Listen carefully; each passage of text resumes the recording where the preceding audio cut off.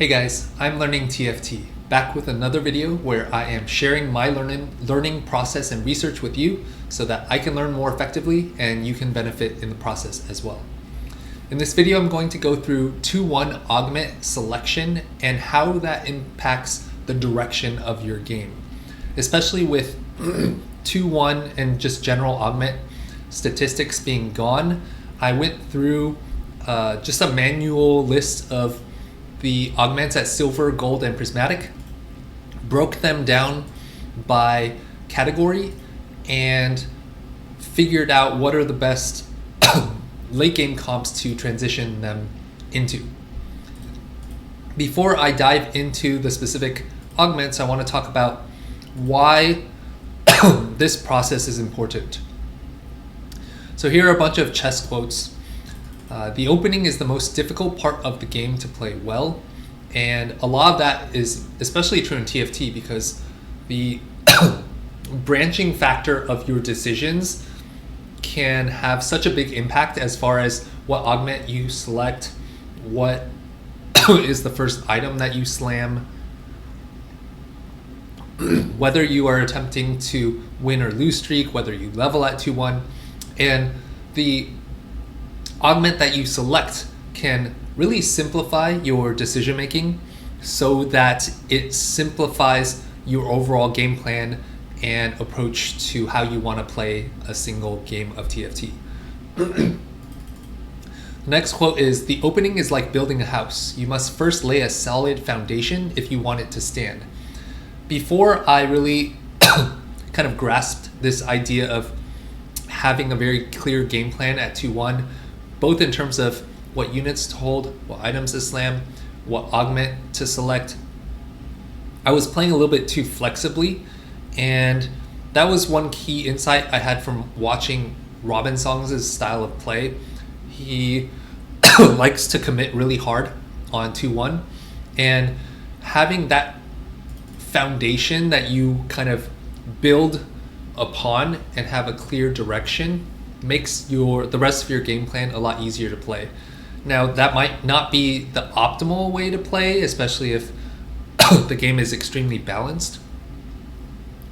But for most mortals that are not perfect players, and arguably an AI that can play perfectly flexible and adjust and adapt on the fly, may not need to take this approach. But for most humans, this approach can be much more reliable and just makes the game a lot easier to play.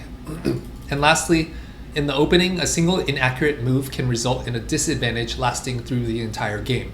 So in chess, if you are moving a single piece that is in a suboptimal place, that loss in tempo, the imbalance that can be caused by that inaccurate move can have rippling effects throughout the game. And that is just as true in TFT, where if you are selecting an augment and then taking a path or a game plan that does not align with what that augment is trying to do, you have already put yourself at a massive disadvantage. So with that said, we're going to use these ideas from chess in terms of the opening to apply that to the 2-1 augment selection and how that influences the direction of the game. So hero augments are pretty straightforward. I'm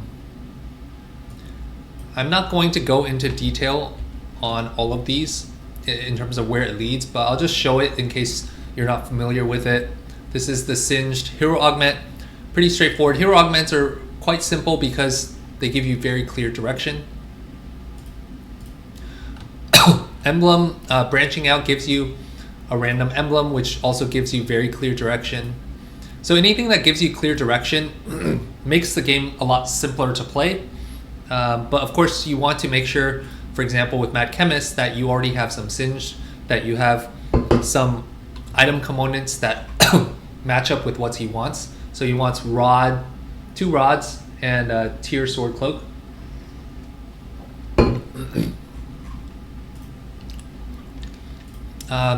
I did not include all augments in this analysis, by the way, since generic augments that don't give you direction I'm not including here. So I'm primarily focused on augments that give you some sense of a direction and where you want to go. Going back to this point that, for example, with component buffet, you get component anvils for all of your item component drops. You could just use this for any generic purpose, but you get an amplified advantage when you use it for comps that have very specific item builds. So for example, for Ergot reroll, you specifically want a lot of gloves, you want a lot of belts, with Hunger for Power for your Ergot to eat the the set. So that's why Component Buffet is particularly good for Ergot reroll. It's very good for Kog'Maw. Because you, specifically for Kog'Maw, you want Archangel, Rageblade, and Gunblade. So any comp that you want a lot of a single component, so these all require rods, and this you want a lot of gloves and belts. When the way that the algorithm drops components will try to equalize, so if you already had a bunch of tiers, it's not going to give you more tiers in the future. So if you have like an imbalance in the number of components that you want, Component Buffet is very good for that. Reroll Lone Hero gives you, let me see if I can pull up.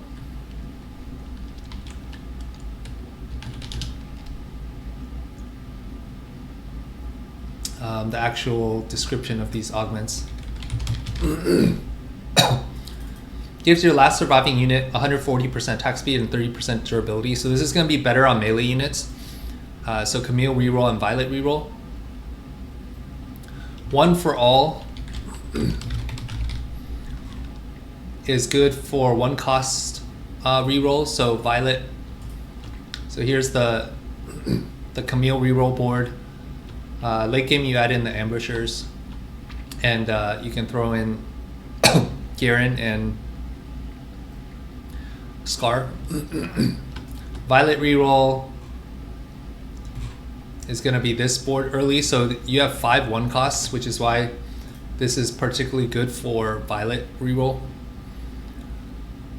Pandora's Bench, Caretaker's Ally, Crafting can all be used for any of these reroll builds. Rigged Shop gives you a bunch of 3-cost shops, so it's good for 3-cost reroll, which is good for Kog'Maw. I don't have the the board here. It's mainly Kog'Maw, Zeri, and a bunch of Watchers. Swain, Nami, Emissary reroll. I don't have that included. And then Rennie, Gangplank reroll, which kind of looks like this. Dish Soap actually played this to success without the hero augment, Brutal Revenge. And then Superstars. Your team gets amplified the more 3 stars you have. So with Violet, because you're playing so many 1 costs, you can roll all of them. So those are the reroll augments at Silver. And then Lost Streak, Titanic. Titan is the new Silver HP buff. Is good with Chem Baron. So those are the Silver augments. At Gold level, we have a bunch of trait-specific ones. So Adrenaline Burst, good for Quick Strikers. So that's Nocturne, Akali reroll. And you don't always have to reroll both. It could just be one of them. Aerial Warfare is good for Firelight. But because this buffs the Firelight champions, you could do it on like Kog'Maw with Zeri reroll and itemize your Zeri. But because it only benefits the Firelight champions, and it's 9% 80 in AP when they are dashing around, it's more so better for units, frontline units that are dashing. So Camille reroll, maybe with Kog'Maw, but I suspect with Camille Firelight Emblem, if you have the emblem, would be really good, since Camille really benefits from both AD and AP. Domination is good for Dominators, which mostly is played with Black Rose right now. Fractured Crystals is good for Nocturne with Automata. Heavily Smash is good for Bruisers. I mean, for the most part, these are all pretty straightforward. I'm not going to go into too much detail on all of them. Let's see, Training Arc. Oh, Pit Fighters, yeah. Yeah, so these are all pretty straightforward. It's just anything that helps their trait, you can look at what is kind of the line that makes sense there. Emblem. I mostly went through the emblems that have viable lines in this patch right now. So you can kind of pause and look through yourself. I'll call out Cooking Pot because Cooking Pot is particularly good with Bruiser. With the pan and a belt, you can make a Bruiser emblem, and then it buffs the 50 HP per round to the nearest champion, which is particularly good with Bruisers. And Firelight emblem can go on Camille here. Yep, that's all the emblems. Artifact, all that shimmers. Gold Collector is probably your best bet right now. Let me actually pull that up.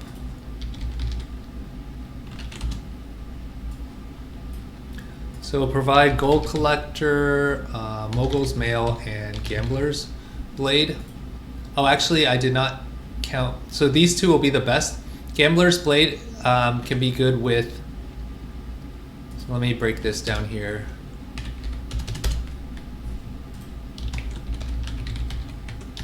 Gambler's Blade will be good with Kog'Maw. And let me see if I missed anybody. It's okay with Twitch, Zeri. Yeah, so you can go either Kog'Maw or Camille or Twitch Flex. Twitch Flex, you could play 6 Bruiser with Emblem. You can play it with Black Rose. This actually has the highest cap. You can play it with no emblem and with 5 Experiment.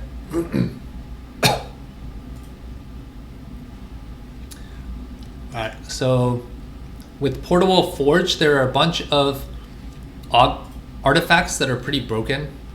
So Camille can do well with all of these. Silver Mirror, Spectral Prowlers are particularly good. Violet with Suspicious Trenchcoat is completely broken. Let me see if I actually have... Okay, here.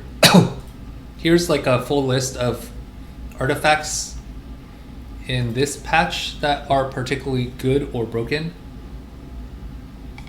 that you can consider. So yeah, you can look yourself, pause the video, check it out. I'm not sure if I'm gonna be able to link all of these in the YouTube description because there's probably too much information. Okay, items. Category 5 is gonna be good with Twitch because I believe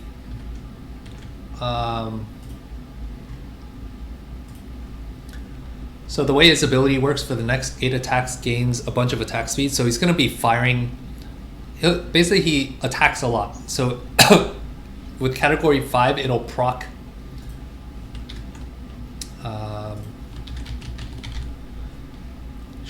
Runons will shoot 1 extra bolt. So given that he's attacking so much, he gets way more value out of the Runons.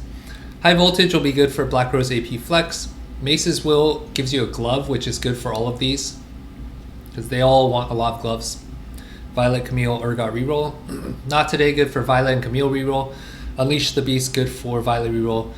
Sterex isn't really great on Camille. Team Combat.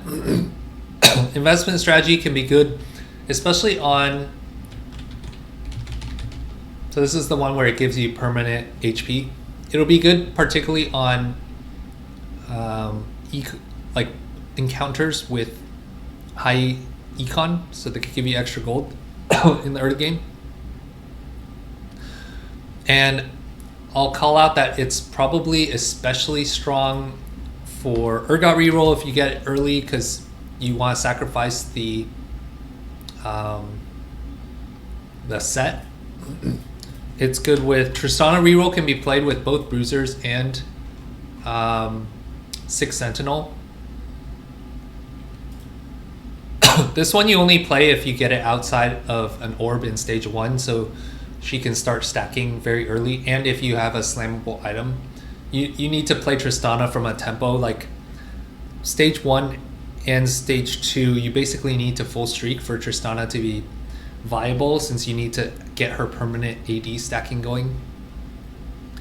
If you get a bunch of Sentinels or Bruisers early, these are also good, because Sentinels, because they have so much resistances, that HP value gets amplified, and then for Bruisers, the HP increase amplifies the start of combat, like kind of bonus HP.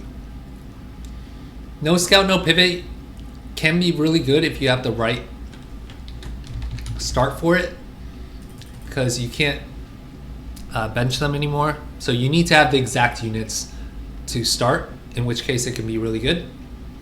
And then One for All gets an amp for each unique 1 cost, and Superstars, same as the silver ones, benefit Violet reroll. Alright, Econ.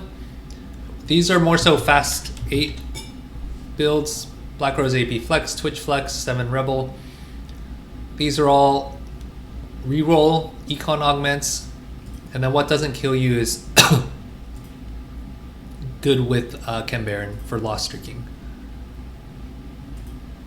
So that covers the gold augments. And finally we have Prismatic. I started to not include the ones that are repeats of gold and silver, just to save time. Ghost of Friends Past, you want to... this actually benefits all future units because it refers to your team. So whenever a unit dies, your team gains these stats. In PvE to live, they nerfed the AD and AP, so most of the value is going to be in the HP. Which means, because you get HP, AD, or AP depending on the dying champion's role.